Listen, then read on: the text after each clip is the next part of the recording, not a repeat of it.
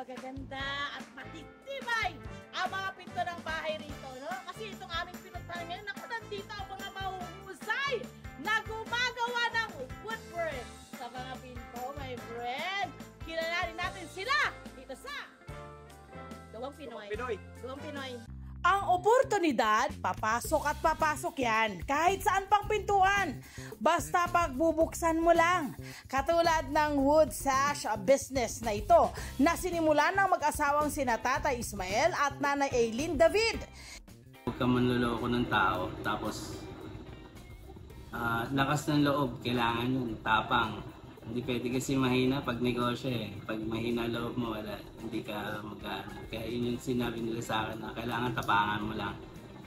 Iba't ibang disenyo ng woodworks na talaga namang nakakabilib. Ating silipin, lahat ay garantisadong Gawang Pinoy. Hello, my friend! Nandito na tayo mismo! Sa isang wood sash factory rito sa San Mateo Rizal sa Barangay Pampinuno. Sunod po kayo mga kabarangay. Pwede ba kami makahingi nito? Maganda tong pang ano? Yung pang ano ng saing, ganyan. Di ba pwede yan? Pwede yan. Uy! Ay, hello there! Ayun!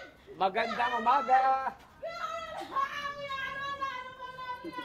Matagal na kinakilala. Pinagaw ka na. Magandang umaga. Palapakan naman natin mga kabarangay si Kuya Harold David. Siya.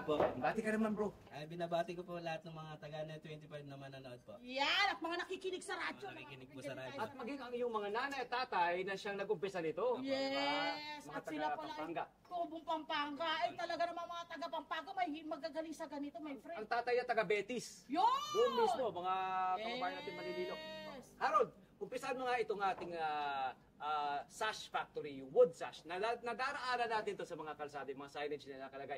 Wood sash or sash factory. Ano ba ang wood sash or sash factory? Wood sash factory po, yung kami po yung mga gumagawa ng mga pintuan, mga hamba, mga flash door, ganun, mga steps. O yung ganyan. Yun. Minsan, ano yun, parang kino-customize nyo na lahat yun. Depende po sa customer kung ano pong gusto. Kung anong gusto niya. Tapos may mga ukit-ukit din yun, di ba? Meron din po. May ganun ding mga design. Ayan, nakikita natin. Kailan nag-umpisa ang negosyo ito na inumpisa ng mga magulang mo, ng pamilya mo? Inumpisa po ng tatay ko to 1988. Uy, ang tagal na. Ang tagal na. Kumusta? Kumusta ang naging journey ng inyong pamilya dito sa inyong negosyong ito? Una po kasi yung nag-abroad tatay, karpentero po talaga siya eh. Okay. Yung, tapos yung pagbalik niya ng Saudi, nag-umpisa siya ng maliit na sash lang naman. Siya lang muna yung karpentero. Correct. Siya lang hindi yung gumagawa. Oho. Tapos hanggang sa napalago niya na lang napalago. Tapos yung, yun na. Siyempre gusto kong malaman habang lumalaki ka, di ba? Nakita na natin, di ba? Sabi mo nga sa amin, napalago na ng napalago. Ano yung mga parang naikikwento sa'yo ng tatay mo? Paano niya napalago itong inyong business na ito? Una, ano lang naman eh. Inumpisahan niya lang na talagang ano lang. Tawag dito. Parang wala pa kayong mga worker, ganyan. Kasi siya pa lang talaga yung naggagawa lang talaga. Tapos yung sumunod nung kinuha niya yung kapatid niya. Okay. Karpentero din. Tapos yun yan, mga kamag-anak din namin. Paano niya inaral? Inaral niya ba yung mga disenyo on Nagtrabaho siya nung bata daw siya na karpentero din, sash din na ganito. Okay. Magkano kayo nagkipuhunan nyo? Ng tatay mo? Alam ko lahat, ano pa, maliit lang, para mga 20 lang. 20,000. Ano yung mga gamit na kinailangan para makabuo kayo ng ganitong klase? Yung una kasi dati, mano-mano lang eh. Oh, shoot. Ano lang talaga, wala pang makina. Oo nga. Lagari lang. Ay, kumusta naman ang tatay mo? Nakakatulog pa ba? Chinek mo ba ang kanyang mga braso kung buo pa? Di ba? Makakangawit yun. Friend. Ngayon, matagumpay na ang inyong factory. Ang laki ng inyong wood sash Yes, factory. ang laki nito. At kailan nyo ito inumpisahan sa San Mateo? Ito ba'y tubong San Mateo? Kayo ang nag-start nito? Opo, 1988. Ito yung 1988. Ito Bakit yun. kayo nagdesisyon na lumipat from Pampanga dito sa San Mateo? Ako po, actually, dito po na ako pinanganak. Ang nanay tatay ko, talagang sa Pampanga sila. Tapos dito sila lumipat sa San Mateo. Doon na nila inumpisahan. 1986 sila lumipat dito eh. Okay. Kung halimbawa ako ay isang customer o isang kliyente nyo, gusto ko magpagawa ng pinto, paano ba umpisahan ito sa Anong inyong sash ginagawa? factory? Bago maging makinis sa kagaya nito, Anong mga proseso na kailangan daanan? Siyempre, una, mag-order kayo dito. Tapos, Ito ba yung mga ito? Ito ba itong mga ito? sample po ng ano yan, flash door. Flash door? Opo, usually po yung mga pangkwarto. Ah. Kasi plywood po siya, yung gitna. Pero Okay. may, ano rin po siya, may kahoy din sa... Ito yung mga pangkwarto. Ang presyo ba conforme sa kahoy, sa uri ng sa kahoy, tsaka sa design. disenyo? Anong mga kahoy ang pwede sa mga ganitong klase ng woodwork? Iba po, may mahogany, may tangili, may jumelina, may nara. Gervelina, matibay yun. Meron Oo, din sa pero ano Mindoro. yung mahal? Nara po Nara. talaga. Laro talaga. Kasi matibay yun eh, no?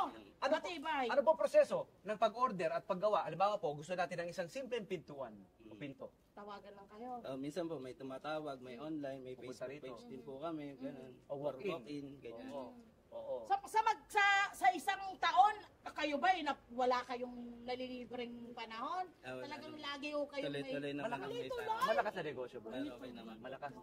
Malakas. Kasi ang dami nagpapagawa ng bahay o ng kwarto, ng Ano ang sekreto? Tsaka yung mga ano rin kasi, yung mga architect, engineer na okay na rin kami. Connect na ng tatay mo, diretso sa'yo. Oo. Syempre, gusto nating malaman ngayon, hindi naman basta-basta magtatagal ng kaganito katagal kung hindi rin maganda ang naging pag-uumpisa nila. Ano ba yung mga naging sekreto ng pamilya nyo at bakit kayo binabalik-balikan ng mga suki ninyo? Siguro yung sa gawa, quality talaga. Siyempre, pagka yung quality, babalikan yan pagka maganda yung trabaho. Tapos yung presyo, hindi naman din ganun kamahalan. Correct, Eh, correct. Price niya. ideal ba na magkaroon ng ganitong negosyo sa isang lugar, sa isang bayan? Malaki ba ang kita? Malaki ba? Ito ba yung Kita saktuhan lang naman na makakabuhay ng pamilya, siyempre, ganun. Pero, masasabi mong ikaw, dito ka napalaki? oh, Naitaguyod? dito lahat kami graduate ng college. Yan! Sa Sash. Yes! Syempre, sabi mo nga sa mga magulang mo itong business na ito. Sino ba ang susunod sa yapak nila para pangasiwaan ito? Kasi siya ngayon manager na siya ngayon itong inyong business eh. So may nakikita mo ba na ikaw talaga yung magpapatuloy o kayong lahat ng mga anak niya ipagpapatuloy nyo to? Paano ba? Yung dalawang kapatid ko naman, medyo hindi naman po nagpakita ng interest Interest. dito. Kasi may kanya-kanyang ano din sila, field na ano. Oo, naginusto rin. Kaya ako na yung napunta dito. Kaya ako na po nagpatuloy. Kaya gusto kong malaman mula sa'yo, ikaw ba ay napilitan na lang o ito ba ay na-fall in love ka na rin Hindi, sa ganitong klase ng business? Na in love na rin, syempre. Ano ang kakaiba sa ganitong business na nakita mong parang, yes, pwede ko itong gawin? No, kasi una, konti lang yung may gantong negosyo eh. Hindi siya yung pangkaraniwan na maraming negosyong marami kang kakompetensya. Diba? Pwede bang mapakustomize ng mga disenyo ng kunyari, ng pintuan, ng... Pwede. Ho. Kahit Pwede, anong, pwede. minsan sa customer din ang gagaling yung mga design eh. Oo, Tapos oo. papagaya nila dito yung mga nakikita nila sa internet. So bukod sa pinto, ano pwede natin gawin dito? Yan, hamba, Hamba. steps, yung mga hagdanan. Oo. Tapos mga baluster, yung mga design ng Okay, eto na. Siyempre, gusto nating malaman ngayon sa ating mga kababayan, ay gusto nating ipaalam sa ating mga kababayan. Siyempre, ay natin sila nabubudol, di ba? Diba? Kasi hindi rin, mahirap din kumita eh. Kaya paano mo mapapatunayan na yung mga ginagawa or kukunin ng isang customer na mga hamba, mga pintuan ay legit na may quality? Ano dapat ang pakatandaan nila? Ano dapat ang busisiin nila? Siyempre, una-una yung kahoy. Yes. Kailangan makita nila na... Kasi yan, nang dinadala dito yan, pinipili pa namin talaga lahat ng kahoy na gagamitin namin bago namin ilabas sa kanila or i-deliver sa kanila. Ay talaga, pwedeng i-inspect ng iyong ng Tama. customer. Yung galing. Kunyari, may na naman, tumabingi, gumalaw, di maiwasan kasi sa kahoy na minsan gumagalaw. Oo. Pwede nilang ibalik. Quality, po yun, may warranty po siya. Ay, magandang serbisyo pala talagang ibinibigay niyo sa kanila. Anong mensahe mo sa inyong sa ating mga kabarangay na ang dami mo natutulungan dito. Ang dami pang pwedeng tulungan. Mensahe ko lang po sa kanila na Aralin ang gusto yung Aralin nila yung negosyo nila, aralin nila. Tapos wag na sila manloloko ng tao, syempre. Ayun ang maganda kasi marami ang Honest scam business. ngayon. Marami Honest business. Correct. Oo. Kung gusto mo na tumagal ang iyong business, kita mo, walang daya dapat. Kung ano yung kahoy na pinag-usapan, yun ang Yun ang ibibigay ibibigay. mo. Wag yung na pala, in-upcycle mo na pala. Ah. Bumurahan mo lang. Oo, pero mali na rin pala. Yung mga kahoy, saan ang galing? Sino-sino supplier? Saan mga lugar? O region? Iba-iba ho, may mga tanay sa Tanay, Taytay. Probinsya talaga na maraming puno, no? Minsan sa Mindanao din. Okay, pero ito na, doon galing mga supplier. Ang tanong, saan nakakarating ang mga hamba, mga Mga gawa nyo. pintuan, yung mga gawa ninyo? Iba-iba rin na. May mga order mo galing Batangas, ganyan, Laguna. Abroad, meron na rin. Ayan. Uy, Wala, tingnan wala. naman natin dito. Patanong naman dito. Ano mga ginagawa dito? Halika kayo dito tayo ha. Kikikurious tayo dito. Ano yung mga nangyayari dito? Anong meron dito, Bebe? Circular, pangkat ng wood. Pag mga malalaking kahoy na. Dito, ano naman po ito? Yun yung ano rin po, panghati din po siya pero ano yan, yung mga maliliit lang.